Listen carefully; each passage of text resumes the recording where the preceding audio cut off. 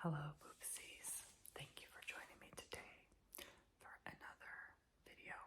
So, today I just want to make this a brief video talking about where I've been the last couple weekends, and I thought it would be nice to include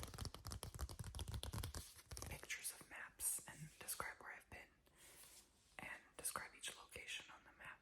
So, last weekend I've decided to visit the Selby Gardens in downtown Sarasota, and they gave this pamphlet.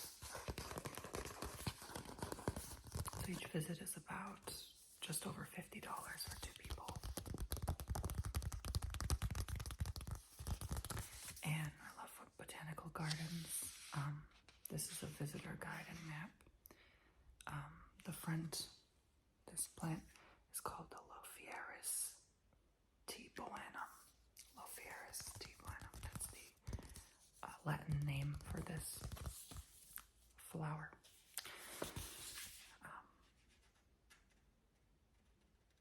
I guess that's where the logo comes from.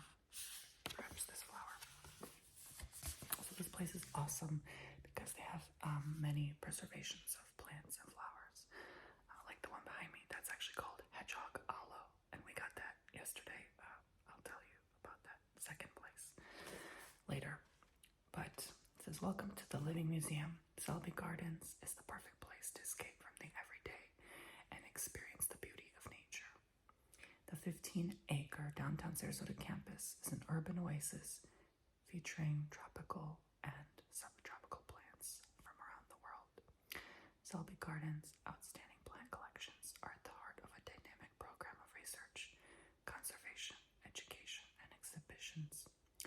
These activities help people to connect with nature and to develop a better understanding and appreciation of plants, which are essential to life on Earth. Look up for air plants. So let me show you this picture first. So this is called the Bilbergia windy. That's the name of this flower, Bilbergia windy. Selby Gardens is unique among botanical gardens in specializing in air plants or epiphytes. So air plants are just basically, you ever see those plants stuck on like those thin electrical wires, or like on the bark of a tree, or just hanging from leaves. Those are called air plants because they just thrive off the air. They don't need to be planted in soil. These are plants that live in other plants, often trees, without doing them harm. About 10% of all plant species are epiphytic, and examples can be found in many plant families. So this place had a bunch, huge, like, I'm going to show some of it in my vlog channel, but like, wow, like I was floored with how much wide variety of plants they had. Selby Gardens is home to the most diverse collection of living epiphytes in the world. This collection is particularly rich in orchids, bromeliads, gesneriads, and ferns. And I've been there a couple times now, but it's just always nice to see. This is the Acmea caicea. Selby Gardens' living collection comprises more than 16,000 plants, representing some 5,000 species and 1,100 genera from nearly 190 plant families. Selby Gardens scientists have undertaken more than 250 expeditions to study and collect epiphytes in the wild. Selby Garden scientists have discovered or described more than 2,000 plant species new to science.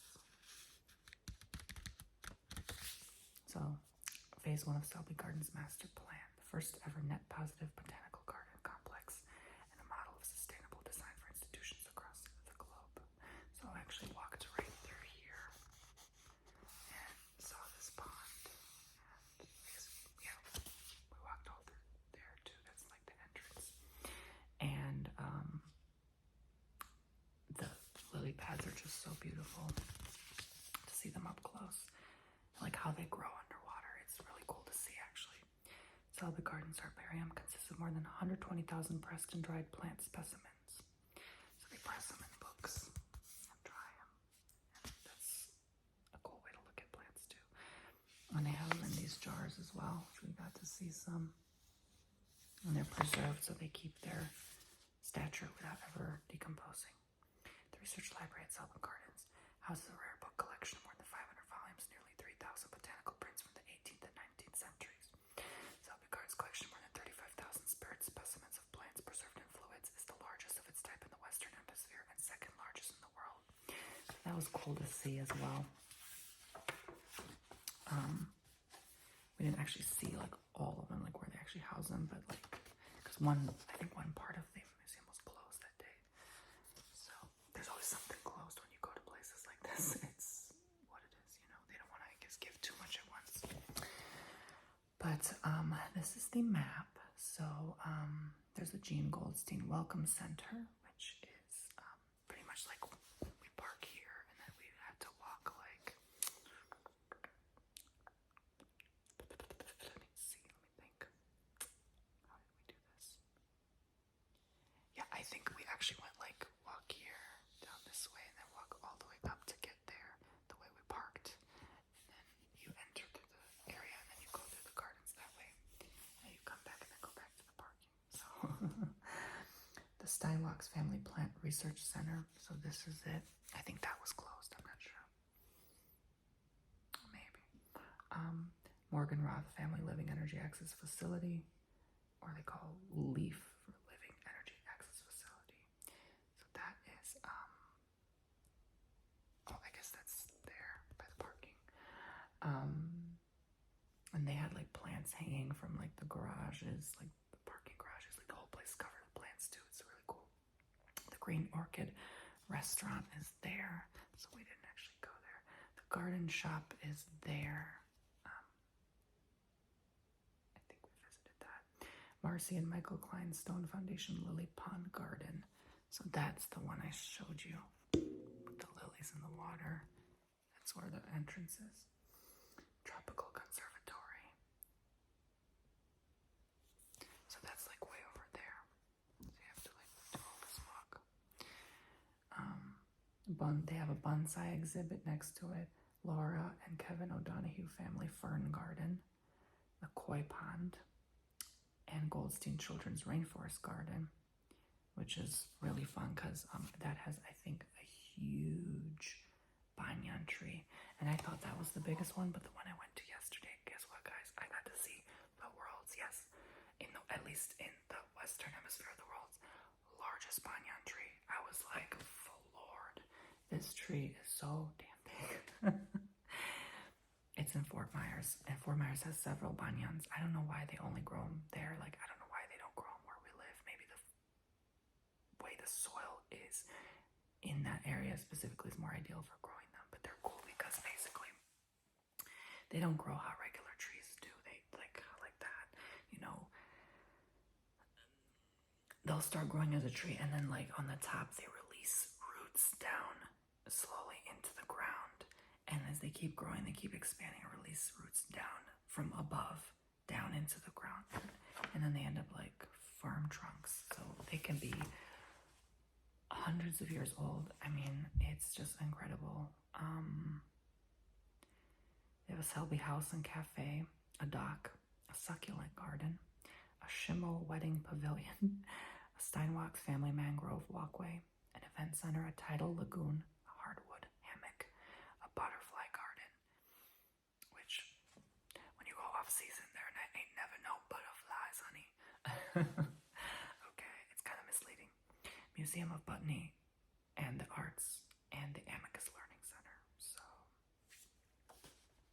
yeah, it's on US Highway 41 and Mound Street and Orange Avenue.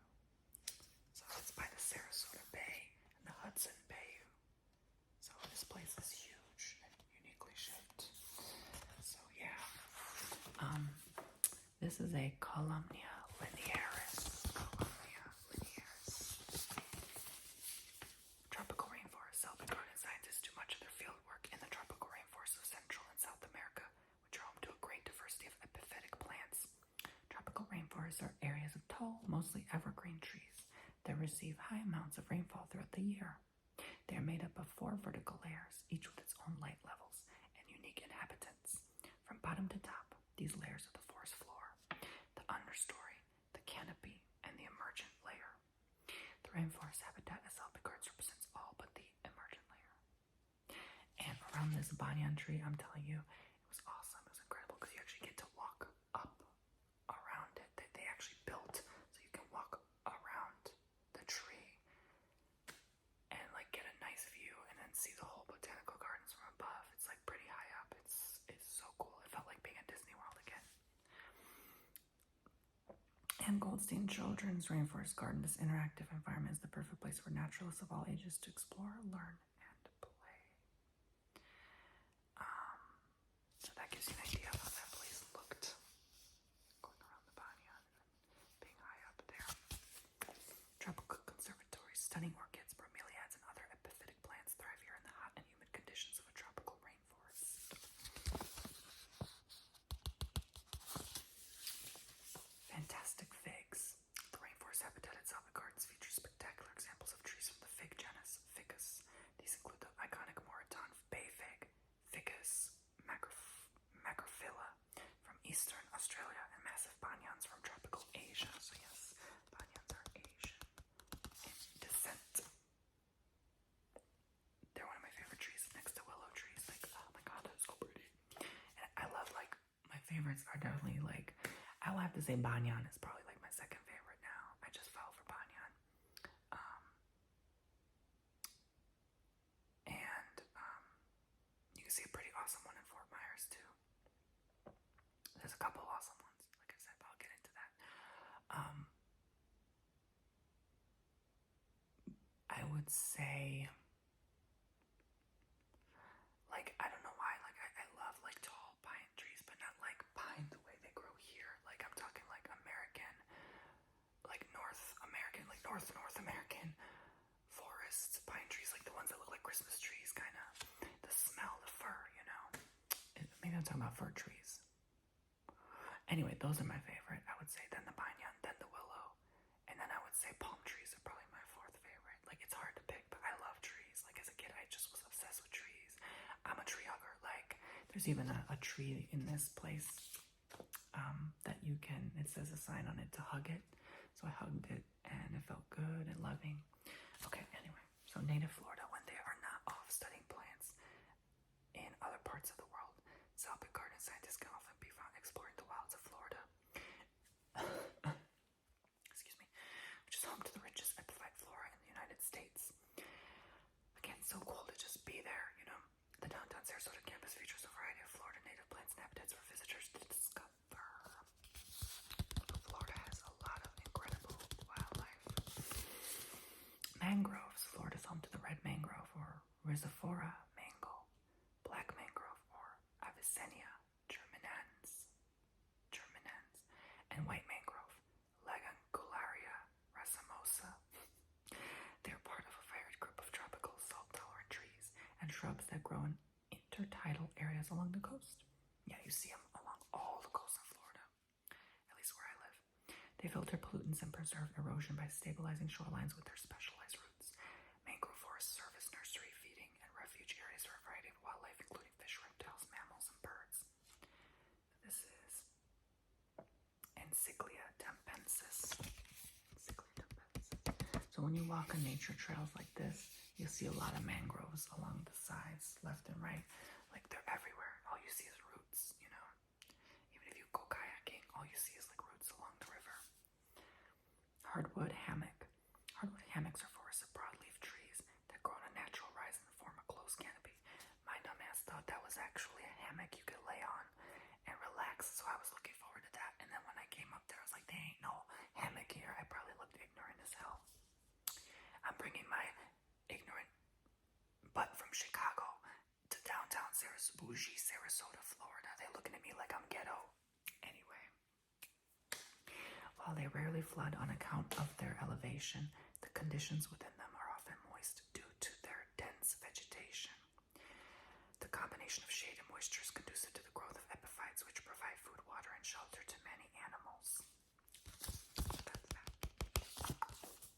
Tidal Lagoon. The Tidal Lagoon at Selby Gardens is a small, shallow body of water that plays an important role in stormwater retention by filtering runoff through sediment and vegetation before it enters Sarasota Bay. The lagoon area features many Florida native plants and is popular with birds such as egrets and herons. I love the birds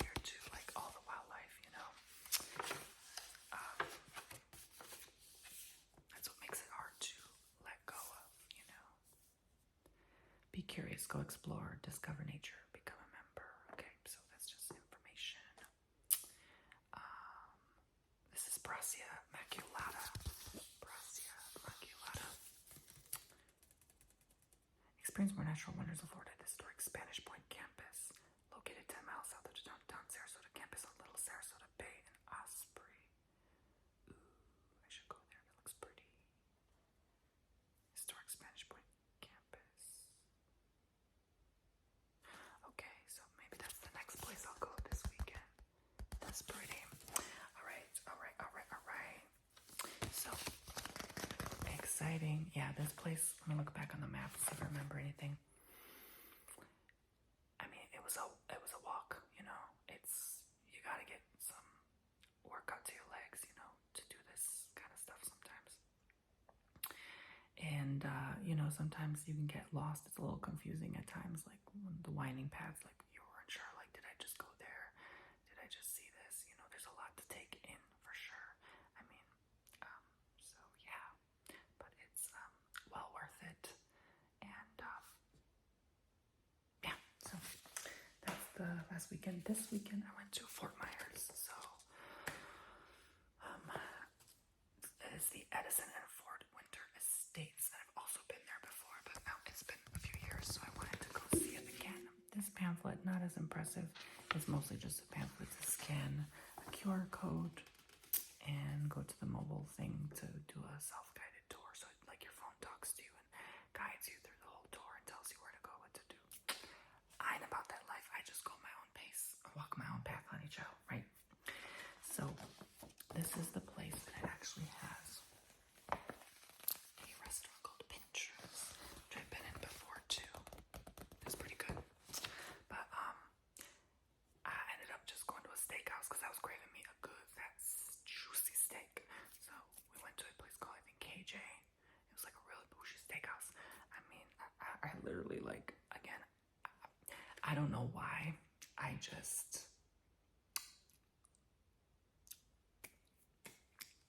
I don't know. I act like a tourist in my own state. I just have to, like, be wretched sometimes. I show up in flip-flops, t-shirt and shorts, and I walk in and I'm like, there are women dressed to the tens, literally dressed to the nines and tens in there.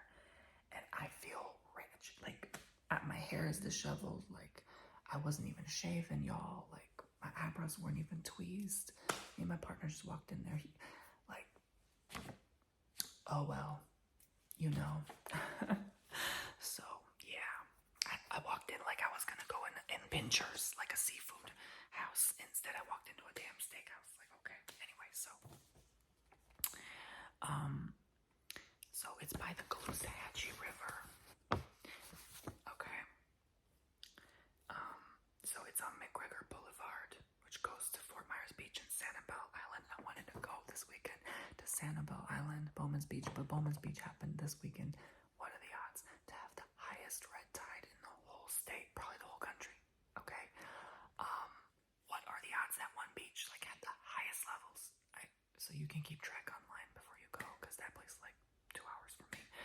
So I was so upset, you know, because this is the perfect weather. Now it's literally 85 outside and it's only noon, you know. So it would have been just wonderful to go. But anyway, so at that place, I bought for my boo this hedgehog aloe. I'm gonna try not to touch it because he always tells me stop touching plants, you damage them. So I'm like, okay. But yeah, it's quite unique. It looks like aloe, but it sticks up with these like interesting features. Yeah, this also on Larchmont Avenue and McGregor Boulevard. So yeah, it gives you an idea where it is. So you start from here. So hold on now. I could have swore we parked here and started here. Oh no, that's the Banyan Cafe. Yeah. Okay, I guess you start from here, Joe, and then you go to the fountain. Then there's the pool complex, the caretaker's house, Edison's study, So this is the Thomas Edison and Henry Ford who made the Ford cars, and we got to see the old, like original models of Ford. You know how those cars looked like in the early 1900s. I mean, very impressive. You know, late 1800s. And in the museum, you get to see like all the original patents of original technology for sound, for music, and for batteries, and like it shows how we upgraded over time into like CDs and then phones and iPods. Like it's just so cool to see how that same technology was upgraded and advanced over time, and now we're going quantum and AI. Like it's insane, you know, it really is. Edison's study. Where is Edison's study? Oh, here. Okay, so it's all here. The Moonlight Garden, which sounds magical. Edison main house, so that's 7 through 11. So when you go in the house, you can't actually go in the house because they have these doors, but it's like a half door. So imagine a door cut in half, and so you can only like peek your head in and just look in the house like that. You're still blocked off, kind of like a fence door, so you can't actually go in.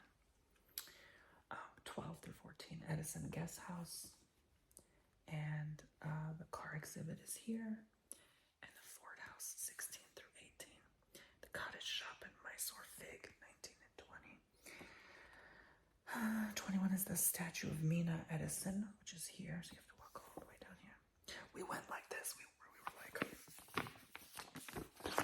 like there was no particular order. We walked a lot. We love walking, okay? We walk until our legs can't take it anymore. Garden shop, so it was just right here, and then the banyan tree, which is here. That's the world's largest. Well, in the only the Western Hemisphere, but still pretty cool to see. Laboratory vault and the laboratory. So the laboratory was cool because you get to walk into the laboratory and see all these vials and flasks and all these different things they put in there for decor. Even in the houses, they have like fake fruit bowls in there to give you an idea of like someone living there, and you can still see the old toilets they used to use. Like they're actually like tiny green toilets, and like seeing the exact replica of their hands, like Edison and Ford. They had such tiny hands. I feel like people were so much smaller back then. It's crazy. And like, well, it's just so cool, like to see the statues and stuff like that. Like just see them come to life, you know. And their winter estate is beautiful. It's like on the river. Like you see birds, ducks, like probably herons, geese. It's just so beautiful. This area right here, that's the most beautiful. Like you could just see the whole river. You could walk along the river too while seeing the houses in the distance. So this is all their property. Imagine all this. You have multiple houses on your property and all this land to walk in. Like, and then these labs here, like all this stuff. And this is a pathway, a walkway of nothing but tall royal palms. And then this is like where you exit to go to the main roads. So there's like cars going by here, but it's just so pretty. Like it's indescribable as you go. There's a succulent garden here. There's a lot of succulents, research gardens, bromeliad garden, wildflower garden. So there's constant different variety of like plants and trees, and they have so many different things there to see. So like it's just so much walking, you know. There's a palmettum. There's even a little cafe we got. They ran out of sandwiches, but I got like a tea and a croissant, and my boo got like a coffee. Or no, he got like a chai latte, something like that. But it's like a little trailer. It's so cute. You could just sit outside and just eat your snack and drink. And it's like by the laboratory. So the laboratories are painted like outside on the siding, like a dark forest green. And I love that color, and it's just so unique. And it's nestled next to the big banyan tree, and there were tons of birds there, giving like such a cozy environment and atmosphere. So there's so much to this, you know. There's an orchid lane, a friendship walk, a security station, a Ford citrus grove, and you can actually see orange trees there, which it's just, it takes your breath away, you know. There's a coconut grove, a river pavilion. I mean, oh my gosh.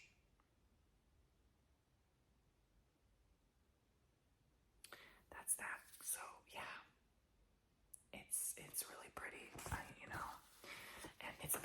when you look in the houses, it's just, it gives you a sense of peace and calm and serenity, and like the energy is still there. It's almost like the family is still living there. Like I don't think that ever goes away. And like how they preserve it where it doesn't get mold fascinates me. It's just, you still feel and sense that oldness and that old vibe, but it's so well kept, and they did a good job on that.